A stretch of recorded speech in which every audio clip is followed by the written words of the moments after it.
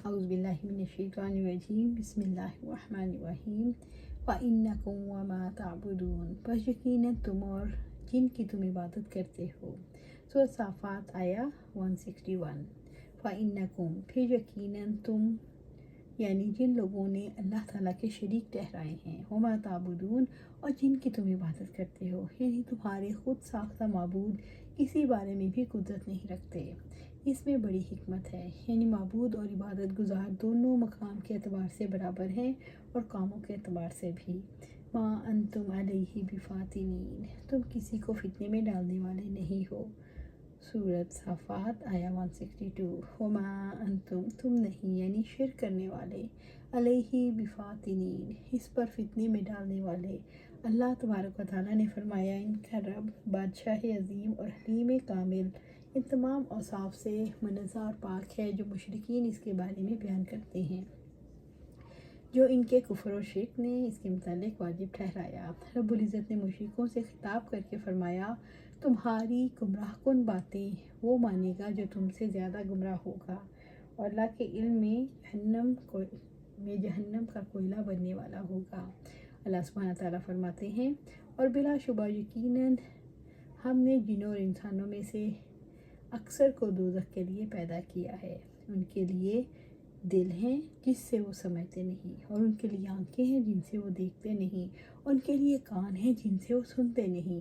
یہ لوگ جانوروں جیسے ہیں بلکہ ان سے بھی زیادہ گمراہ ہیں، یہی لوگ غافل ہیں۔ سورۃ الاعراف آیا 179۔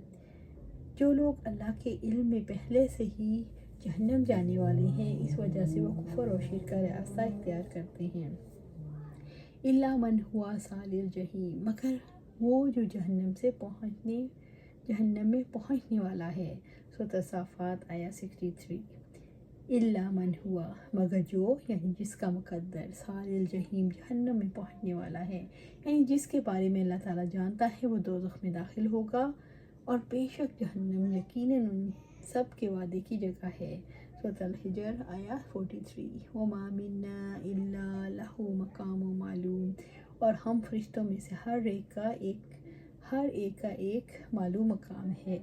سورۃ صافات آیا 164۔ وما منا، اور ہم فرشتوں میں سے، یہ فرشتوں کا قول ہے، الا لہ مقام معلوم، ہر ایک کے لیے معلوم مقام ہے، یعنی آسمان میں ہر فرشتے کا عبادت کا ایک مقام ہے جس سے کوئی آگے نہیں بڑھ سکتا۔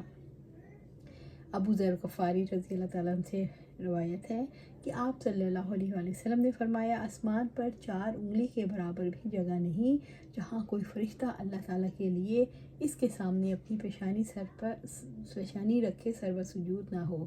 یہ فرشتے ان کے بارے میں کفار کی بہتان ترازی سے برات کا بیان ہے، نیز یہ کہ فرشتے اللہ کے بندے ہیں اور لمحہ بھر کے لیے بھی اس کی نافرمانی نہیں کر سکتے۔ اللہ تعالیٰ نے ان میں سے ہر ایک کو ایک مقام اور کسی تدبیر کے ذمہ داری سونپی ہے، اور اس سے تجاوز کر سکتے ہیں اور نہ انہیں کسی چیز کا کوئی اختیار ہے۔ وَإِنَّا لَنَحْنُ الصَّافُونَ، اور بلا شبہ یقیناً ہم صف بستہ رہنے والے ہیں۔ سورۃ صافات آیا 165۔ وَإِنَّا لَنَحْنُ، اور بلا شبہ یقیناً ہم فرشتوں نے کہا، ہم اللہ کی عبادت، اطاعت اور خدمت میں الصافون، صف بستہ رہنے والے ہیں، صفیں باندھتے ہیں۔ جابر رضی اللہ تعالیٰ عنہ سے روایت ہے کہ آپ صلی اللہ علیہ وسلم ہمارے پاس تشریف لائے، فرمایا، تم لوگ اس طرح صفیں کیوں نہیں بناتے جس طرح بارگاہ الہی میں فرشتے صف بستہ رہتے ہیں، یعنی فرشتے اللہ کی اطاعت میں صفیں باندھے کھڑے ہیں۔ فرشتوں میں سے ہر ایک کی جگہ مقرر ہے، فرشتے اللہ کی بندگی کرنے والے ہیں، فرشتے صف بستہ کھڑے ہیں، فرشتے اللہ کی تسبیح بیان کرتے ہیں۔ وَإِنَّا لَنَحْنُ الْمُسَبِّحُونَ، اور بلا شبہ یقیناً ہم تسبیح کرنے والے ہیں۔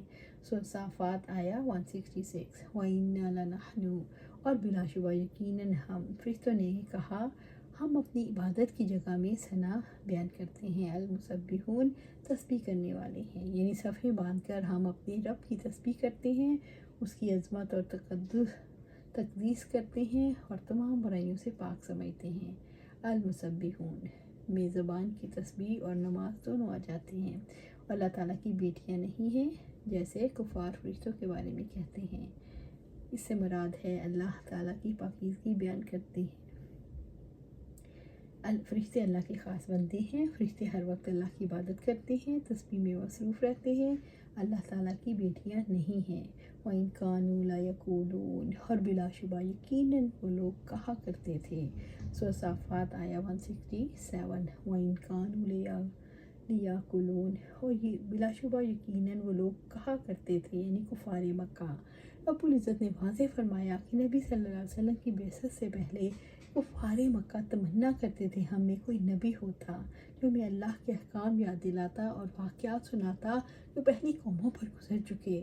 کفار کہا کرتے تھے اگر ہمارے پاس بھی ذکر ہوتا تو ہم بھی منتخب لوگ ہو جاتے۔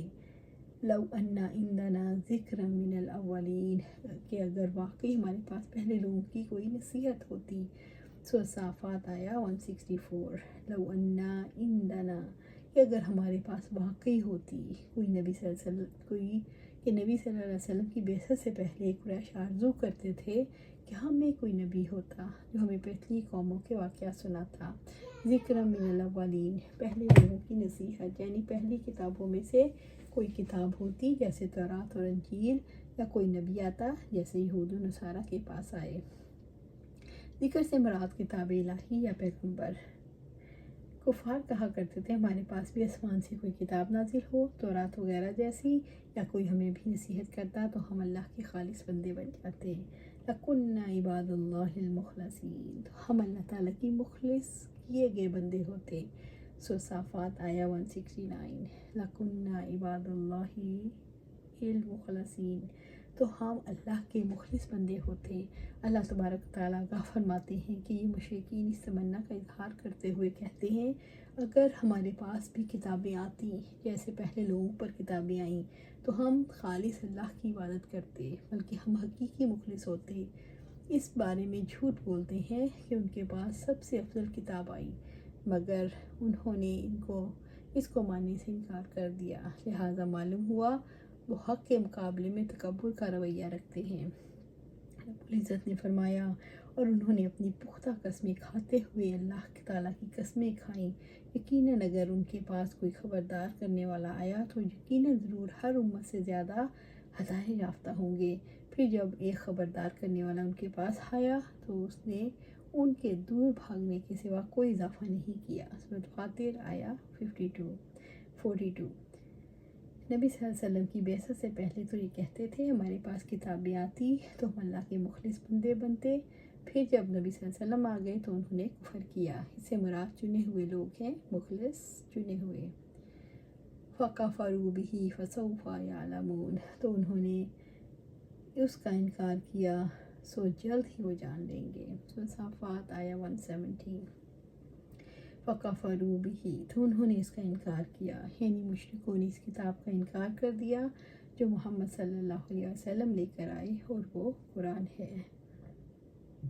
فَسَوْفَ يَعْلَمُونَ، سو جلد ہی وہ جان لیں گے، یعنی اگر وہ توبہ نہیں کریں گے، ایمان نہیں لائیں گے، اس کی توحید پر ایمان نہیں رکھیں گے تو اپنے کفر کا انجام دیکھ لیں گے۔ اللہ سبحانہ تعالیٰ سے دعا ہے کہ ہمیں مخلص بندہ بنا لے، اللہ سبحانہ اپنا خالص کر لے، اللہ سبحانہ تعالیٰ میں محسنین میں شامل کر، مخلص لوگوں میں شامل کر، اللہ سبحانہ تعالیٰ کے ساتھ مستقیم پر چلا کے جنت فردوس کے اعلیٰ مقام پر جگہ عطا فرما، آمین یا رب العالمین۔